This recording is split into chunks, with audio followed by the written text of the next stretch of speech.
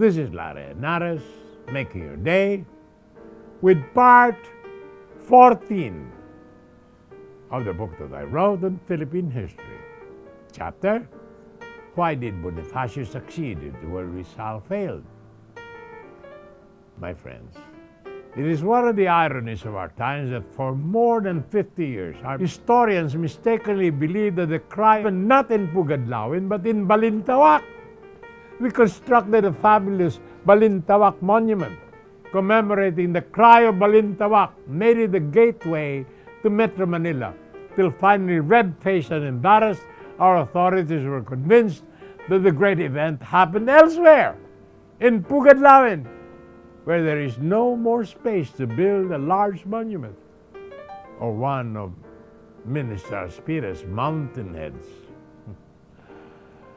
In Tondo, in one of those houses just opposite the present site of the Tuban Station, on November 30, 1863, Andres Bonifacio was born as the first child of Catalina de Castro and Santiago Bonifacio. Extreme poverty did not prevent his parents from giving Andres Bonifacio 5 more brothers and sisters, and dying early to leave Andres and the brood to face the world by themselves. Andres was only in grade school when he was orphaned, but he had a beautiful penmanship and an interest in craftsmanship. He was able to support his family by making and selling walking canes and paper fans, and as a clerk messenger in Fleming and Company, a bodeguero in a Preisler firm, an agent of Fresnel and Company. It is interesting to note that Bonifacio worked for the great-grandfather of the Filipina girl, Isabel Preisler, considered one of the most beautiful girls in the world, who married the famous singer Julio Iglesias. The constant struggle for survival left little time to improve himself. But out of his meager earnings, he was able to buy few books, which he read in the flickering lamplight. These books changed his life.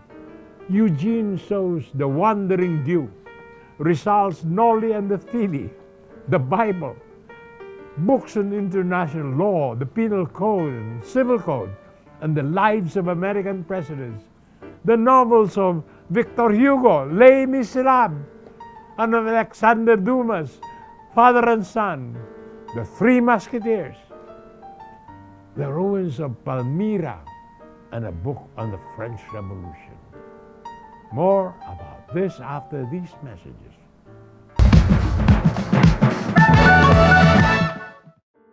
This is Larry Henares making your day with part 14 of the book I've written entitled The Philippine History.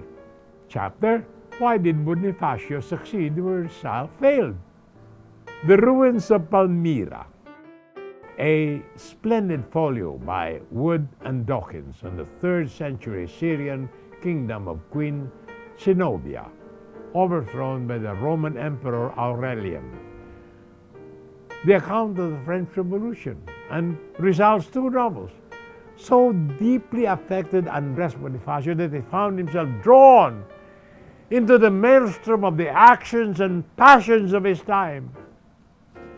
While Rizal, the Ilustrados and the intelligentsia were planting the seeds of revolution with their propaganda movement, they stood aghast at the possible consequences of an armed revolt. It was Andres Bonifacio alone who pursued the merciless logic of their thinking to its final logical conclusion: revolution! If only for that alone, Andres Bonifacio deserves to sit in the highest pantheon of our heroes, in an era savagely hostile to the idea of freedom and reforms, hemmed in by unyielding forces of reaction, and lost in the maze of intellectual confusion and hesitancy.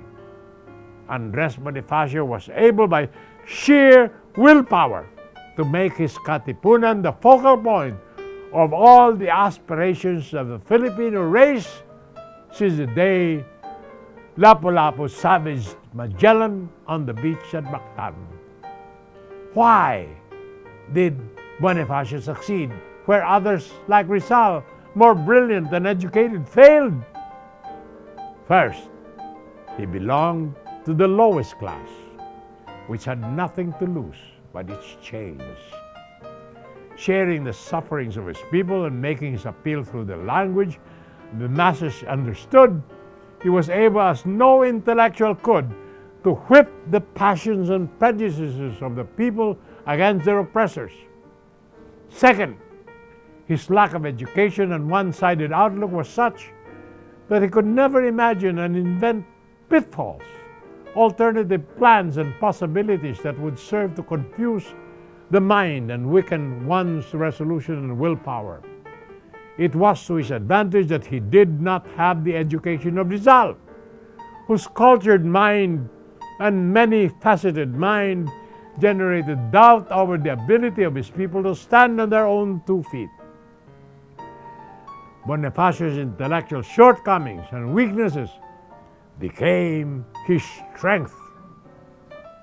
More tomorrow, my dear friends. This is Lara Henares, making your day, saying good day, God bless you. Thank you very much for being with us. Till next time, hasta la bye-bye.